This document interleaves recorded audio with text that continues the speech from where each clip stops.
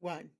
Hey guys, Erica here with Childcare Directorship Podcast. If you are planning on opening up your dream childcare, you do not want to miss today's episode. We're going to talk a little bit about how to design your space. You're going to learn from the best of the best. Princess is in the house, and we're gonna kick it off live. There's Princess. So welcome to the show. Hey, how are you? Hello. So for the folks that don't know you, Princess, tell folks a little bit about yourself and how you are the master of setting up childcare centers. Well, I'm Princess Shenette Zachary, and I will say that the name says it all.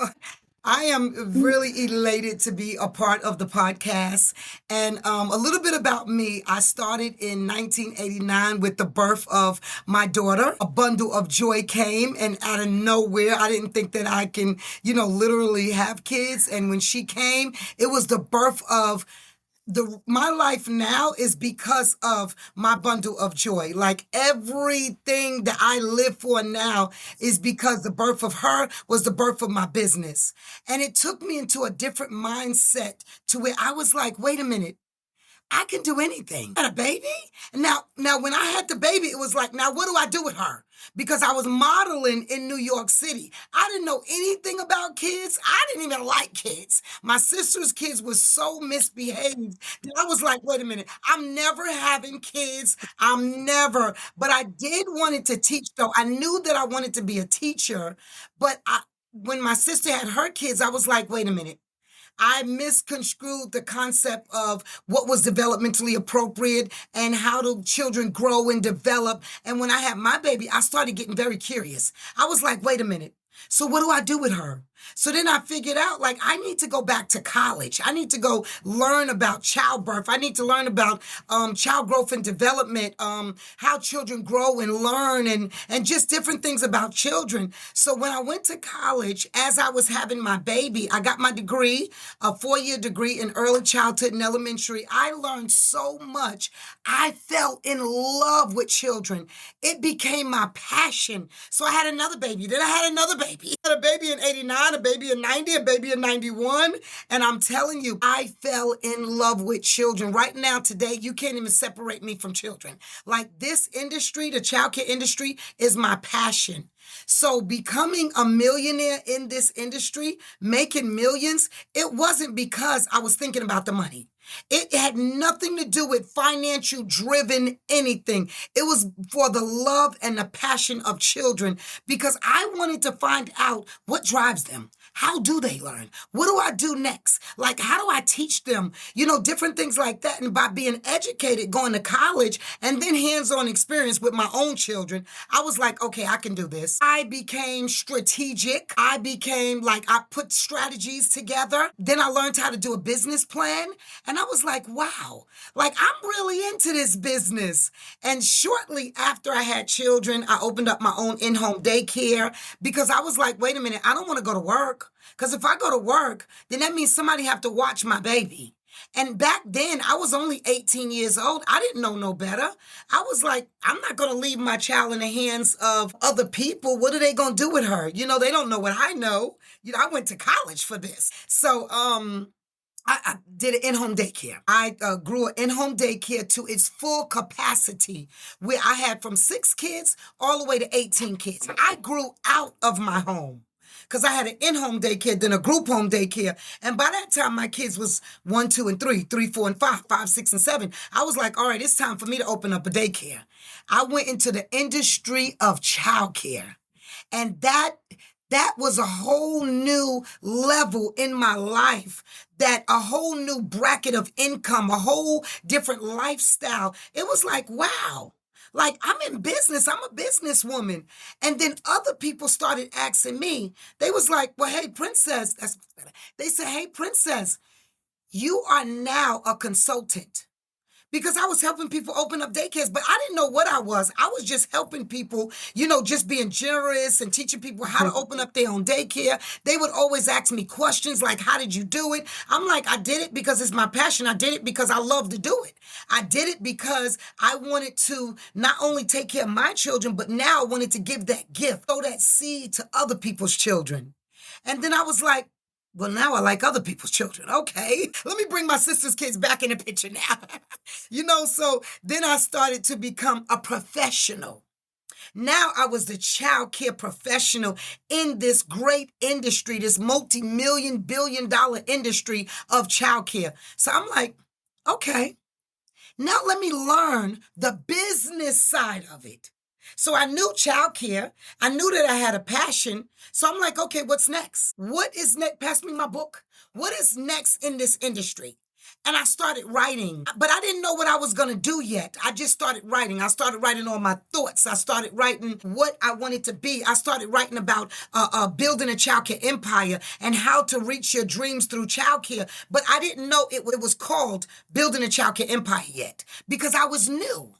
And Mhm. I was learning the industry. By that time, I went to a small business development center and I went to college. And I said, I want to learn everything. When I went to college, I started going to the Small Business Development Center, the SBA, the SBDC, everything. And I said, hey, what is my next step? Now teach me entrepreneurship.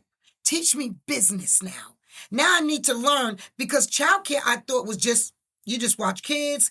I became a professional and I said, no, I have a business.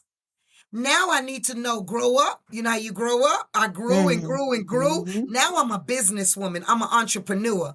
Then I started not only writing my book, but I started teaching people. And I went to SBDC, and I'll never forget this. This man named Drew from SBDC, he said, you know what? You're a consultant. I was like, what's a consultant? What do that mean?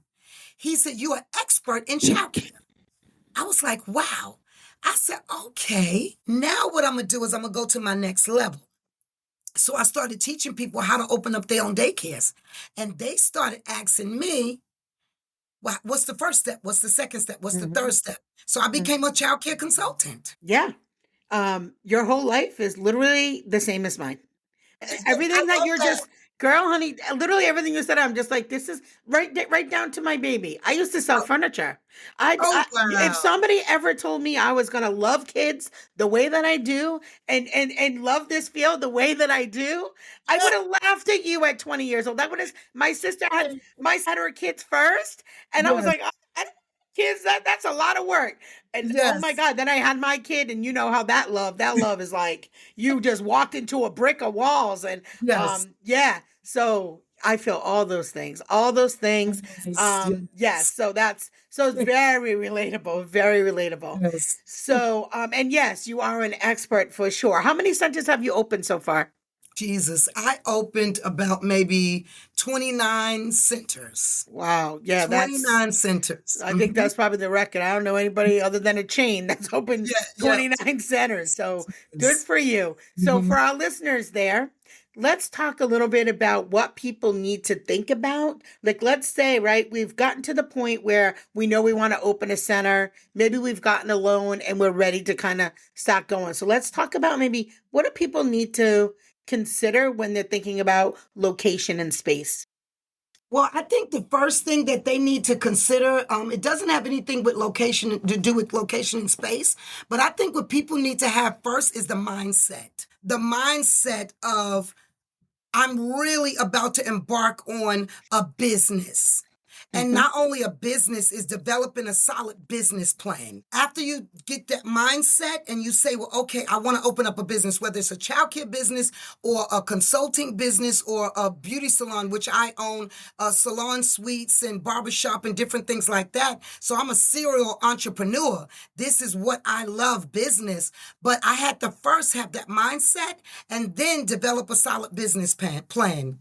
And with building that business plan, it put thoughts like I got to know marketing. I have to Hmm. know financials. I have to know pies and different things like that, where it put me in a mindset of, okay, now I need to be that advocate and that advisor. And I became all of that. And then I had to ask myself, is this the right business for me? Yeah. So let's say, because a lot of the folks that listen to this channel are childcare directors already, but they may Yeah, not own their own center. right. So let's say they've got a good understanding of the business. Maybe not the business part as you just Yeah, mentioned, but maybe the child part. Maybe they understand the daily operations, right? So yeah, yes, I totally agree. Have a business plan and then also do what you did and I did, connect with, for us here in Rhode Island, it's the Center for Women in Enterprise, but Yes, whatever they call it in your state, connect with one of those folks, take some of those programs and start network. to get network. Yeah. Yes, There's network. also the I don't know if they have this in your state, but the 10,000 small business program.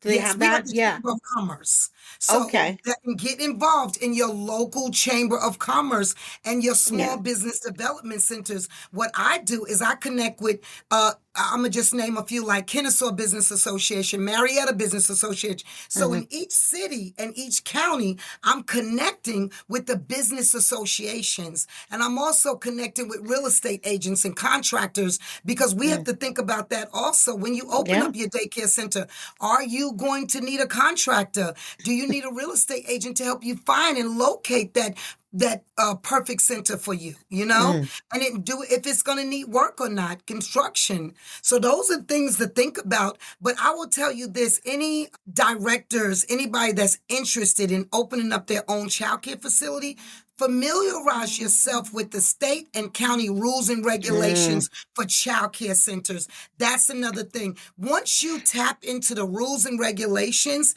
and familiarize yourself with the book on the application package for childcare, that can guide you and help you to say, wow, I did not even realize that I had to have a floor plan, that I had to have a site plan. Hmm. Those are different things that you want to learn. And that's why I said the rules and regulations is like your Bible. Yeah. And Yes. zoning, definitely those zoning Zoning, yes, areas, right? ordinance. 'Cause You yeah. have to know those city ordinance. Familiar. I go and visit them. I Hmm. go and visit. I want to know the fire department, the building department, the health department, the water department, everyone that's going to be involved with me building that childcare empire, they Hmm. need to be in my circle. Yeah, for So I sure. want them to know exactly, hey, I'm Princess. I'm over here. I'm opening up a daycare. How can you help me? I friend them, all of Hmm. them, friend them. Yeah. And it's important to learn that. And then hiring and recruiting an amazing staff.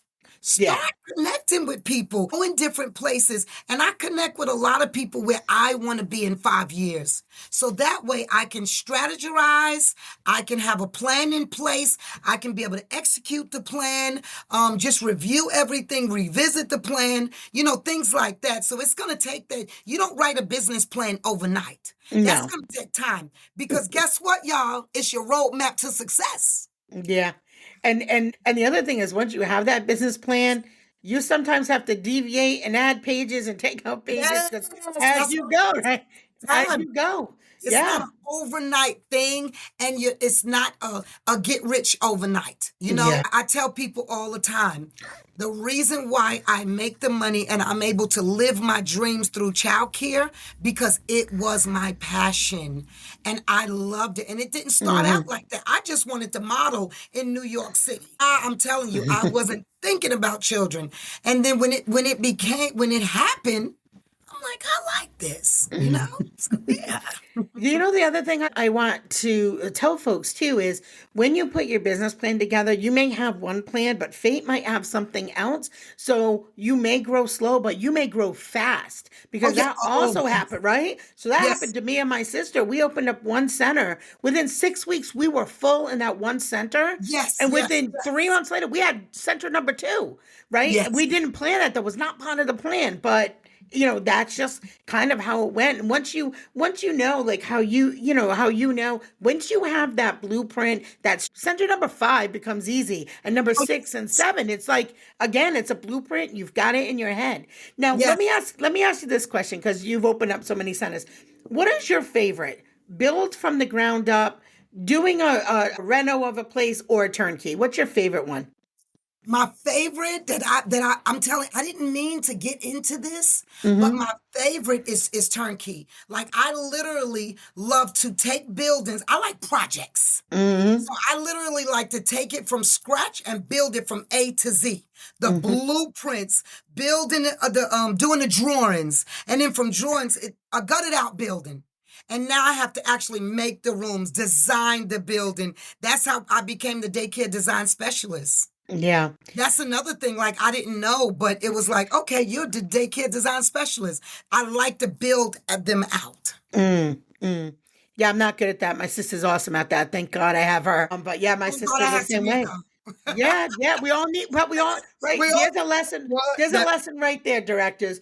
You cannot do everything alone. you can. Surround yourself with people who have got your back, have the skill set you don't have, What and team? then you can make amazing, amazing things happen for Yeah, you, your team, and the kids in your that's right. community. So That's right. I want to talk about how do we pick a location? How do we figure out what space we want? So I like going into centers that were already centers and flip because those are so quick. So for folks who are brand new and don't have all of the skills that this lovely lady has here, that might be a good option too to get into a center. And gosh knows there's a ton of them selling right now. That's right. Yes. Get Yes. into a center. It's the quickest, fastest way, less amount of investment. Certainly building from the ground up is a little more costly than a center that's already built out. But let's talk about location and space. How did you know? How It's did my you pick? favorite thing to talk Yeah. about. We'll Well, tell let's you talk right about it. now. I like conversion. So I like converting buildings. It can be like one of my buildings was a dental office. Mhm. And I knocked down a couple of walls. But the beauty about the dental office is they had so many bathrooms and so many sinks. They had the plumbing. Ooh, smart, Yes, smart. plumbing.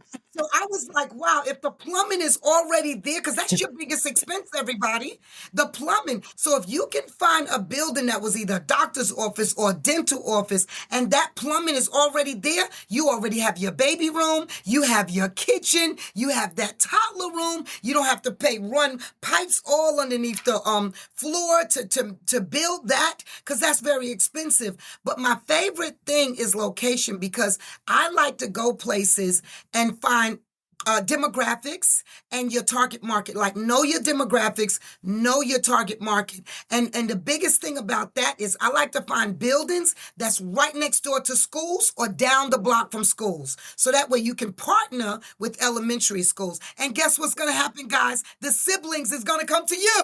You just dropped so many nuggets right there. Yes, yes, yes, yes, Crazy. Yes, yes, yes, yes, yes. yes. On all those things. And Yes. the other thing is I think here's $1 million idea we can get. We can get t-shirts that say no one gets excited about toilets like a childcare director or Yes. childcare owner, right? You're like the plumbing. I'm like, girl, nobody gets excited about there's 20 toilets in here sold. Where do I sign?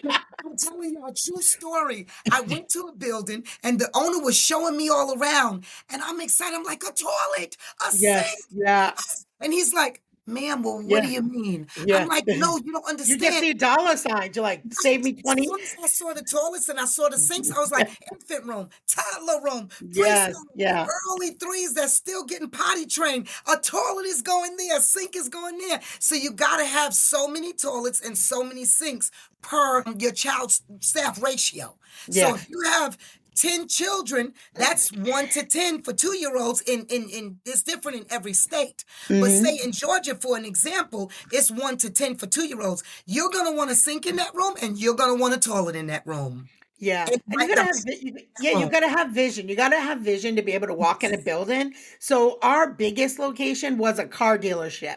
Yes, And yes, yeah, it was a car that's dealership. too. And yeah, oh my God. So we kept the bays. So we have these huge doors that we can open when it's beautiful Yes, out, and they go right on up, and the fresh air comes in. It's awesome. yes, So that's you gotta have vision. You gotta have yes. vision. You and Yeah, I have so much in common, so we much do. alike. Like, I think we're twins. We I'm definitely do. I did have a car dealership as well, and I raised them bays, and I'm telling you, and Mm, then we made it really literally. We did the Reggio approach, you know. yeah, And we did yeah. Montessori, so we needed all the air, we needed Mm, the lights, you know. yeah. We had plants growing everywhere. I mean, just the dynamics of it and being different and being strategic. Oh, Because parents you love can it. have a niche. Once you get that location and Hmm. you're starting your building, how are you different? What makes me different from the rest? 7 reasons why we're different from the school down the street.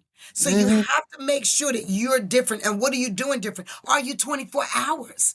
Are you Yeah. just going to be traditional? The world is not 9 to 5 anymore. Like Mm. we're working from ever since COVID. Literally, you have to work 2 and 3 jobs. You're working overnight. You're working part time during the day. Parents need flexibility now. So all directors and owners, we have to provide that because we're essential. Yeah. And I think too, for those who are struggling, you have to think about these new models, like you Yes, said, like later hours or yes. before and after school. Like there were a lot of preschool Saturdays, programs, Saturdays. Like Saturdays. yeah, Yeah. there's a lot of other ways that you can bring in revenue streams to your Yes. centers. Like I keep seeing all these people in the Facebook groups, and I'm sure you do too, like, Yes. oh, we're gonna close, we're gonna sell, we can't do it, we don't have kids. I'm like, how can you not get kids? Like there's like a shortage, right? There's not there's a shortage of spaces for families that are looking. So you got to diversify, right? You got to be able to change it up.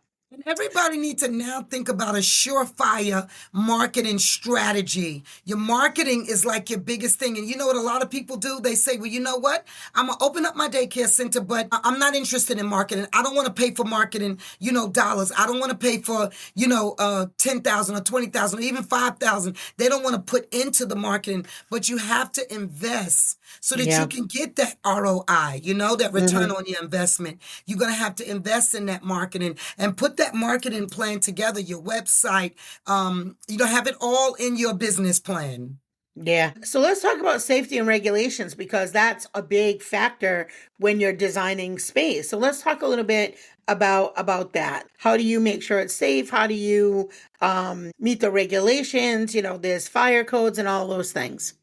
Right. The thing that I do first, and I teach this in my consulting when I'm teaching people how to open up a daycare, I watch the things like safety things like steps, your handrails inside the building. If your carpet is down on the floor secure, your floors, your tile, different things like that in your bathrooms. Is it safe? Yeah.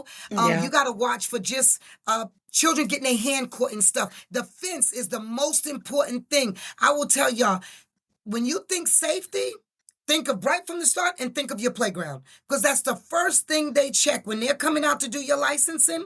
They Hmm. don't even check the building first. They go straight to the playground because that's the most hazards ever and it's the most accidents. Yeah. So as far as safety goes, make sure the fence, make sure that they're not getting splinters, make sure the hand not getting caught in anything, make sure there's no gaps and different things like that. Make sure no stumps is coming up, tripping hazards, all of those things. I strategically make sure that I'm dotting my I's and crossing my T's when it comes down to safety, but I target the playground first.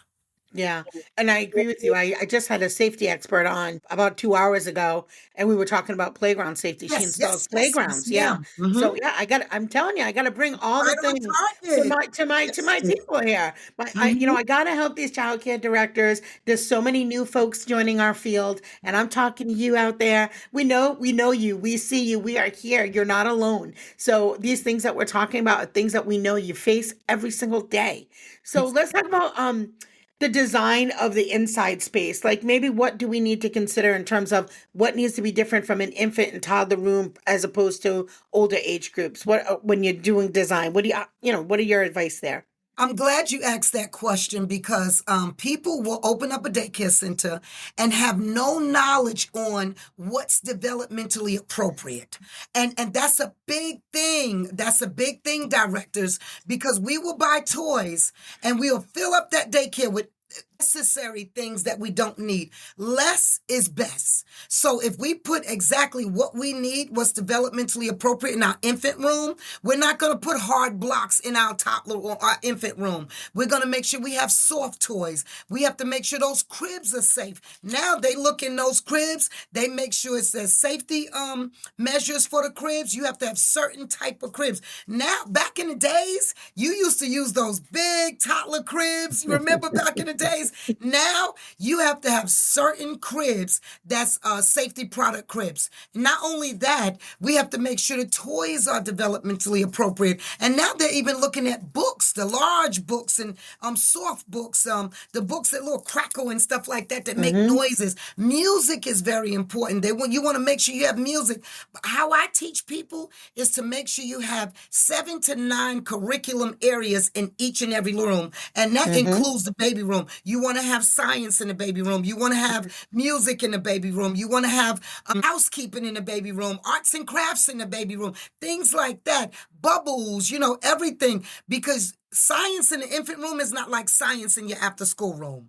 So Mm. you're gonna have to be strategic about that to make sure. And I tell people before you open up a center, start looking in the Lakeshore book, the School Box book, the different of the stores where they sell all the toys and things like that, products for children. Start looking at those first and familiarize yourself so you have an idea what goes in each classroom.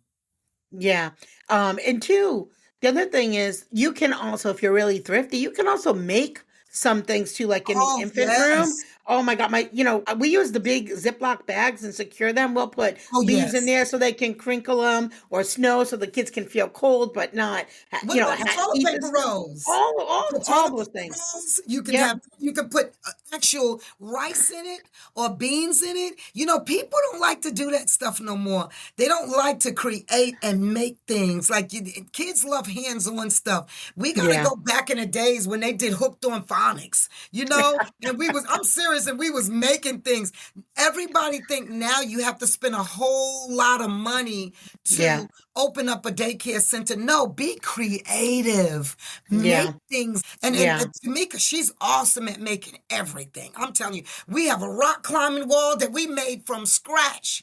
And somebody went and toured one of our schools and they said, wow, you have a rock climbing wall. Oh, yes, we do. And it was made from scratch. Yeah. Wood from Home Depot, and I watched Yeah. it with my own eyes. So I mean, you can make all kinds of stuff, Yeah. from scratch, and that's why we help people from A to Z. And that's the blueprints, and that's the A to Z comprehensive plan on how to open up your daycare. And Yeah. everything in the book says, different things like different type of child care centers, balancing and budget income, different things like that. Um, so let's talk about functionality when you're designing space. People need to think about that. So talk a little bit about how you think about how a room functions when you're setting up a center. Well, that's important because if you're thinking about the future, when you open up your daycare, have quality rated in mind. Don't just open it up. Open it up with a plan. Open it up with substance. Open it up saying, I am going to be quality rated. So when you're opening up a center, you want to make sure that the room is functional, meaning that you're not going to put music right there next to reading. So Hmm. there's a science behind that to make sure your Hmm. quiet area is with the quiet area, quiet curriculums. And then you have your loud. You're gonna put blocks over next to music. You're gonna put science over next to reading. And I love animals.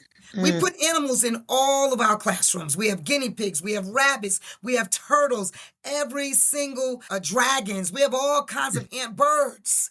Every classroom Feels like geckos. a Every pet. classroom has a different animal. And kids get bored. They don't want to see the turtle the whole entire year. So we rotate the animals around Oh, to make a clever, functional clever. classroom. Yes. Yeah, that's clever. Yes, So let's, animals. yeah, yeah. Plants. Children love to water plants. Oh, yeah. Exactly. So you want to have plants in all your classrooms. And just to even Yes. think about that environment, like it Yes. makes it feel homey. It makes it feel Yes. comfortable, right? And So, real dishes from your house, pots and pans. You can go to the Goodwill. Don't just have the mhm, little bowls from Family Dollar and Walmart and School Box. mhm, Let these children have real practical life skills. You want to teach them like they go home and they see mommy and daddy cooking with yeah, real pots and pans. And then they go to school and there's these little plastic things that's not even real. Now, yeah, what children love to do is go home and say, Mommy, I was cooking with a real pot like yours. I was cooking yeah. at school like that. So you want real things, real toaster, just cut off the cords. Yeah. A real iron, cut it off the cords. Have more, implement Montessori more in our schools. So let's talk about parent and community engagement because we know that's so important, right? So when we design our programs, we have to keep in mind like how do parents fit into this? How do we showcase these spaces to our parents, like you had said earlier, making it be different than the daycare down the street? So yeah, and then also the parent area itself in your center, because there are some centers that don't even have a parent area. So You talk about that. yeah. Guess what we did today? Today, we designed a we have a parent pampering program in our school, but today we did a coffee and breakfast bar for our parents. So when the Nice. parents walk in, they have a lobby in all of the schools. And as soon as they enter into the child care center where the reception is right there at the front desk, they can go to the right and go in our coffee bar. So it's a coffee Nice. and breakfast bar. Every morning we have peppermints. We have the big Christmas tree we put up today. We have 2 chairs in case a parent want to sit down and they're waiting for their child, or if a teacher want to do a parent-teacher conference for engagement, they go in this room and the room is beautiful. It has a refrigerator, a microwave, a coffee machine there with all of the beautiful cups. And not only that, they have peppermints, they have candy bars, different things like that. So everything that a parent can want or need, Wi-Fi, the cameras are up there so you can be able to look around the school. Everything is in that room and you can sit down and relax and, wait on your child, or sit down if you want. If a new parent is enrolling, that's the type of environment that you want to bring that parent in. That sells your school right off the back because I they was just feel warm and comfortable. I was just gonna say, Princess, God bless anybody who's on your block because you got the rock wall, the parent room, the design. You got it. You got it. You got it. So yeah, so it's very hard to compete with people like Princess if you're not on your A game. So We have a she playground too. yeah, so you really shared a lot of valuable things here. So Yeah. let's talk about, we talked about putting together this business plan. One of the things they have to figure out is how do we figure out budgeting and making a cost-effective design? So what are your ideas or thoughts there? Well, I don't. The one thing I want people to understand and know is that in the beginning, opening up, if you're coming from a director and you're a first time child care center owner, try not to go over your budget. Try to keep in mind that you don't have to grow so fast and you don't have to put $1 million in your center initially. It's Mhm, okay to go to the Goodwill. It's okay to go to Walmart and Family Dollar or maybe the Dollar Tree. You can mhm, find so many things in there. You can find things on Facebook Marketplace, mhm, but you want to keep a budget in mind and don't go over that budget. If you say I have $30,000 or $50,000 that I want to put mhm. into a school, what we do is we help them find a building that they don't have to do any work to it. So we try Yeah. to make sure we find a building with green space. Now it's have the green space and then it has a fence around it. All right, that's number one. Perfect budget, because now you're not breaking up concrete to put soil down and then put dirt down and then put grass down and then you have to build your fence. So those are the things that you need to think about when you're creating your budget. I don't want to spend any money on my playground except to put hula hoops and bats and balls. If you don't have a climbing apparatus in the beginning, it's okay. Mm, The state rule in every state, as long as you have activities and you be creative, put an art easel out there and say they do art outside. Put some mhm. bats and balls and hula hoops and jump ropes. Yep. All of those things are developmentally appropriate. Little sand boxes, things like that that you can put in the playground. That's good, Mhm, cost-effective budget. Then the inside of the building, try to find buildings where if you have to knock down a wall, you're knocking down one wall because there's a bathroom in this room. This room don't have a bathroom. They're two small rooms, but to open it up so that you can get 8 kids instead of 4 kids, and it's only that one wall you have to knock down, and that sink is sitting there, it Knock costs it down. $5 to knock that wall down. Excellent budget. You knock that wall down, and now you have a class. You're making, $255 or $300 per child, time 8 children in that one room. So when Yeah. you're thinking about opening up a center, write these things down on your budget. Write down exactly how much you want to spend per room. Normally, you could spend anywhere from $2,000 to $8,000 in a room.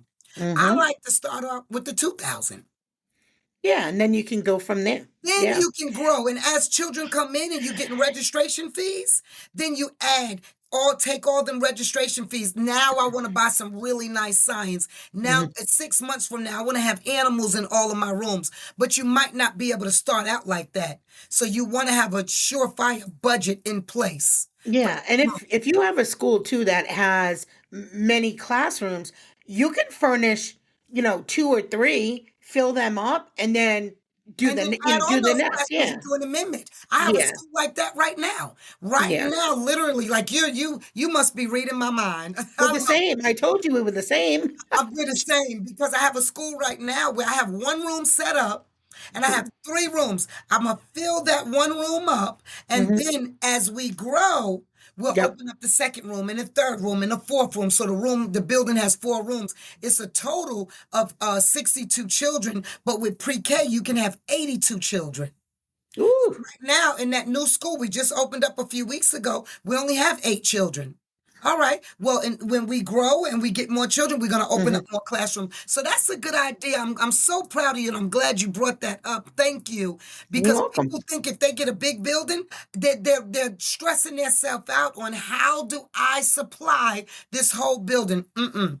Open up at Yes. least 2 rooms. You can have infants all the way to 2, and you can have 3 all the way to 12. Yeah. And Because it Sierra, depends on your state. So make sure, like you said at the beginning, check your regulations. But yes, familiar. even if you decide what age group do you make the most return on, maybe if you're then you start with that room. Maybe Mm, if you make the most return on preschool or school age, start there, and then build your way as you go. But yeah, as you go. yeah. Yes, yes. So And there's no problem with that. I know we could talk probably all day. Is there anything you want to leave with the listeners before we wrap it up today? I want to make sure you have an opportunity to share everything you want to share. I would like to leave with the poem Langston Hughes. It's Life for Me Ain't Been No Crystal Stair. And it's a poem geared toward a mom and a son. And I relate that to childcare. And I'm getting ready to do a conference a seminar. And in my seminar, I'm gonna open with Langston Hughes, and I'm gonna let everybody listen to the song and the words of the poem, because what it relates to with me, it resonated with me with childcare, is perseverance. Mhm. It's not going to be easy, but you cannot quit. You have to keep going. And if the struggle coming is hard times, you have to have that tenacity. And it takes tenacity. It takes strong will, and it takes a really, really good mindset, and being around like-minded people, other child care directors and other Mhm. people that's owners, or somebody where you want to be 5 years from now. So Mhm. don't quit. Yeah. Do not quit. Perseverance. Do not quit. Do not It's quit. it's not easy, but we can do it. Yeah, so Tanika had told me you have a conference, maybe you're putting together a conference, you have a conference coming up. We have a monthly workshops and seminars, and we're Okay. putting it together a conference in Mm. New York City, and it's going to be on the billboard, Times Square, everything. So we're putting that together in 2025. But until then, we're trying to join different podcasts. We love you, twin. Aw. So we definitely want to be on the podcast here as much as we can. We want people to know that you can leave how to live your dreams through childcare. Yeah, And for so we're sure. going to be doing these monthly workshops. We're going to be giving tips and, different things like that for free, and we make the seminars and the workshops really, really reasonable. And we Yeah. also have Let's Talk Childcare.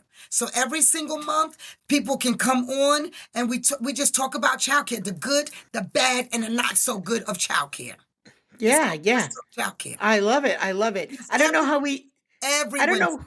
Yeah, I don't know how we didn't meet before. So that's every Wednesday. Where is that? Is that on Instagram? No, every Wednesday it's going to be, well, they will be filming live from Instagram, but next Wednesday we'll start it.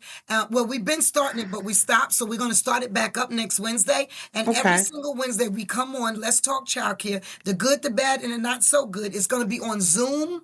It'll be Zoom. on Okay. Facebook Live, and it'll be on Instagram Live. But we're Okay. going to sit around and we're going to talk. Let's talk childcare. Hey, everybody, come and talk to me.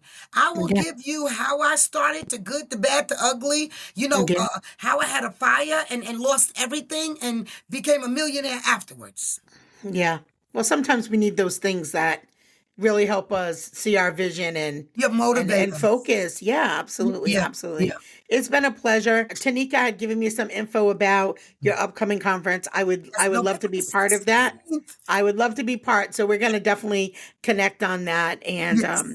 so that's it. So to our friends out there, because we're just gonna chat for a minute after y'all leave. Thank you as always for tuning in. And remember, it's the small details that make a big impact on the success of your childcare business. Yes. Everybody building a childcare empire. How to reach your